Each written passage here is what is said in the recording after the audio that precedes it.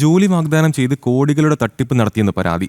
തിരുവനന്തപുരം പോത്തൻകോട് അനധികൃതമായി പ്രവർത്തിച്ചിരുന്ന മലയാളം സാഹിത്യ അക്കാദമിയിലാണ് തട്ടിപ്പ് നടന്നത്. 43 പേരിൽ നിന്നായി ജോലി വാഗ്ദാനം ചെയ്ത് 3 കോടി രൂപയോളമാണ് തട്ടിയെടുത്തത്. പുസ്തക പ്രസിദ്ധീകരണ സ്ഥാപനത്തിന്റെ പേരിൽ ജോലി വാഗ്ദാനം ചെയ്ത് കോടികൾ തട്ടിപ്പ് നടത്തിയതായി പരാതി. തിരുവനന്തപുരം പോത്തൻകോട് പ്രവർത്തിച്ചിരുന്ന മലയാളം സാഹിത്യ അക്കാദമിയിലാണ് 43 പേരിൽ നിന്നായി ജോലി വാഗ്ദാനം ചെയ്ത് 3 കോടിയോളം രൂപ തട്ടിയെടുത്തത്. 6 മാസം കഴിഞ്ഞ് ഈ ബോണ്ടും ഈ പൈസ തിരിച്ചു തരാം, 6 മാസം കഴിഞ്ഞ് പെർമനന്റ് ആക്കാം, 6 മാസം കഴിഞ്ഞിട്ട് 38 രൂപ സാലറി LD ക്ലർക്കിന് തരാമെന്നാണ് പറഞ്ഞിരുന്നത്. 6 മാസം ട്രെയിനിങ് സമയത്ത് 18,000 രൂപ സാലറി ആണെന്ന് പറഞ്ഞു. ട്രെയിനിങ് അങ്ങനെയൊന്നും നമുക്ക് കിട്ടിയിട്ടില്ലായിരുന്നു. നമുക്ക് സമൂഹ മാധ്യമങ്ങളിലെ പരസ്യം കണ്ടാണ് ഉദ്യോഗാർത്ഥികൾ എത്തിയത്.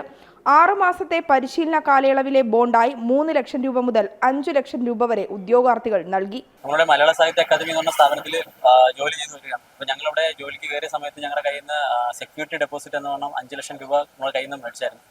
അത് പോരാഞ്ഞിട്ട് LD ക്ലർക്ക് പോസ്റ്റിലാണ് ഞങ്ങൾ എടുത്തത്. അപ്പോൾ ആ പോസ്റ്റിൽ വർക്ക് ചെയ്യണമെങ്കിൽ ഡിഗ്രി ആവശ്യം എന്നുള്ളതുകൊണ്ട് ഒരു 55,680 രൂപ എല്ലാവരുടെയും മേടിച്ചു. അങ്ങനെ ആകെ മൊത്തം 5,55,680 രൂപ ഞങ്ങളുടെ ഒരാളുടെ കയ്യിൽ നിന്ന് മേടിച്ചായിരുന്നു.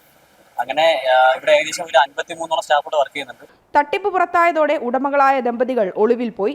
കേസെടുത്ത് അന്വേഷണം ആരംഭിച്ച പോത്തൻകോട് പോലീസ് പ്രതികൾക്കായി ലുക്കൌട്ട് നോട്ടീസ് പുറത്തിറക്കിയിട്ടുണ്ട്. മലയാള സാഹിത്യകാരന്മാരുടെ പുസ്തകങ്ങൾ പ്രസിദ്ധീകരിക്കുന്ന സർക്കാർ അംഗീകൃത സ്ഥാപനമാണെന്നും സർക്കാർ വേതനത്തിന് തുല്യമായ ശമ്പളം ലഭിക്കുമെന്ന് വാഗ്ദാനം നൽകിയാണ് തട്ടിപ്പ് നടത്തിയത്. ജനം, തിരുവനന്തപുരം.